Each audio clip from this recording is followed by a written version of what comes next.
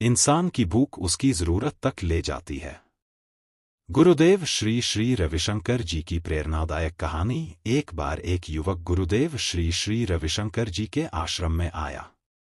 उसके चेहरे पर चिंता और असंतोष के गहरे भाव थे।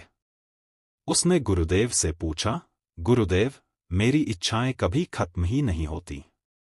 कुछ पा लेता हूं तो कुछ और चाहिए होता है। मन कभी शांत नहीं होता। क्या यह स्वाभाविक है? गुरुदेव मुस्कुराए और बोले, बिल्कुल स्वाभाविक है। जब तक तुम अपनी भूख को जरूरत समझते हो, तब तक यह कभी खत्म नहीं होगी।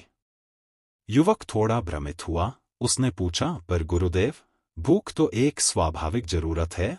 गुरुदेव बोले, भूख दो प्रकार की होती है, शरीर की और मन की। शरीर की भूख सीमित होती है, एक वक्त की रोटी, थोड़ा जल, कुछ विश्राम। लेकिन मन की भूख, वह लालच, अपेक्षाएं, तुलना और अहंकार से बनी होती है। वह जितना मिलता है उतना और चाहती है।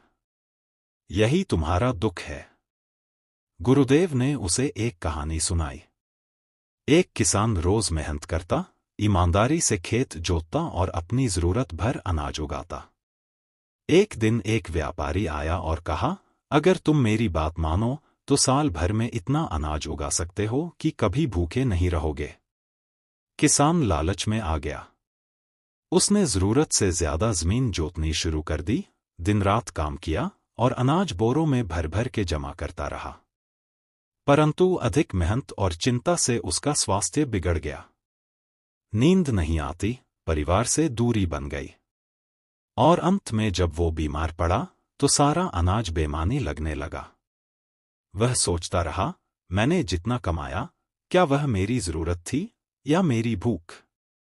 गुरुदेव बोले, जब तुम अपने जीवन की दिशा जरूरत की समझ से तय करते हो, तब संतोष आता है।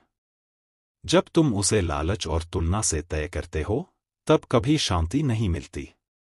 युवक की आंखों में चमक आ गई। वह बोला, गुरुदेव, आज समझ आया कि मुझे जीवन में क्या चाहिए और क्या बस मैं चाहता हूं। गुरुदेव मुस्कुराए। सच्चा सुख सीमित में जीने की कला है। जरूरत भर लो और शेष बांट दो, यही जीवन का सार है। इंसान की भूख अगर जरूरत तक सीमित हो तो वह उसे संतोष और शांति तक ले जाती है। लेकिन अगर भूख लालच बन जाए तो वह उसे कभी न खत्म होने वाले दौड़ में डाल देती है। गुरुदेव कहते हैं, जो कम में खुश है वही सच्चा धनी है।